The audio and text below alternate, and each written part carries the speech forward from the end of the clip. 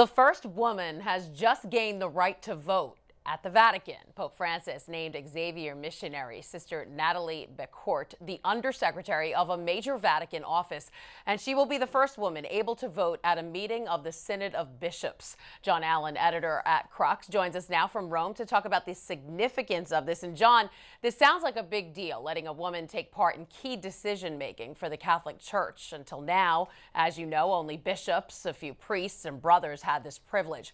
So, is this just symbolic? What does this mean for women? No, I think it's beyond symbolic, for sure. I mean, listen, Pope Francis from the beginning said, when people would raise the question of women's role in the church, he would say, well, look, the issue of ordination to the priesthood is not on the table. That door was closed by St. John Paul II. It's going to remain closed. But I, Pope Francis, want to empower women in every way possible short of ordination to the priesthood. Now, that is lovely sounding rhetoric, but, for 8 years, people have been asking sort of, where's the beef? That is to say, how are you actually doing that? Now, this issue of voting rights at the Synod has been one of the places where the rubber meets the road, because during the last Synod of Bishops, there was a good deal of criticism that while several members of the umbrella group of superiors of women's religious orders were invited to participate, they couldn't vote while their male counterparts could. And, you do not have to be ordained to vote in a synod. There's no requirement for that in canon law. People were wondering, why is it taking so long? Well, in any event, now it has been done. Now, of course, she is one vote among 240, 250, but nevertheless, it's significant. I was going to ask you that. Do you think, is this just the beginning? Do you think a door is open for the possibility that more women will be able to vote? Sure. My guess would be that this is a precedent. Probably the next time there is a Synod of Bishops, there will be an active discussion as to whether the superiors of women's religious orders who are invited to participate, whether they should have the same voting rights as their male counterparts. And given the fact that Sister Nathalie will be voting, there really is no compelling argument as to why they shouldn't be able to do it.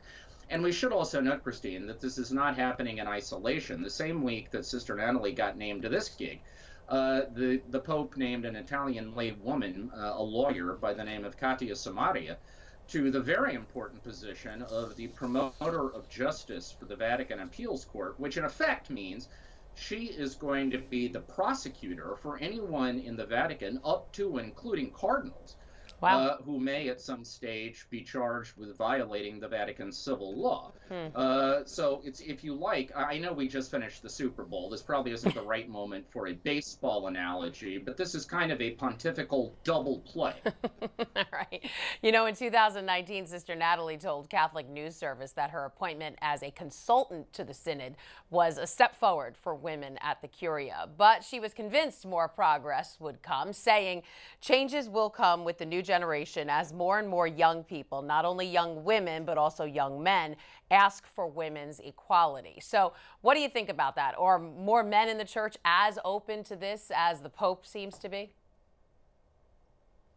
Yeah, I think the answer to that is basically yes. Now, of course, it depends on the individual personality, but I'll give you my experience. In the Vatican, there tends to be a generation gap. What happens is you've got guys at the top who are in their 60s and 70s. You've got young, fathers and monsignori who are in their 20s and 30s who are just starting out. Speaking about those 20 and 30-year-olds now who are in the Vatican, who one day will be the guys running the show, many of them are later vocations. They have worked out in the world. They are very familiar with women as colleagues. Many of them are familiar with women as superiors. So there is a comfort level that is, I think, qualitatively new. All right, John Allen, editor at Crux. Thanks for the analysis. You're welcome, Christine.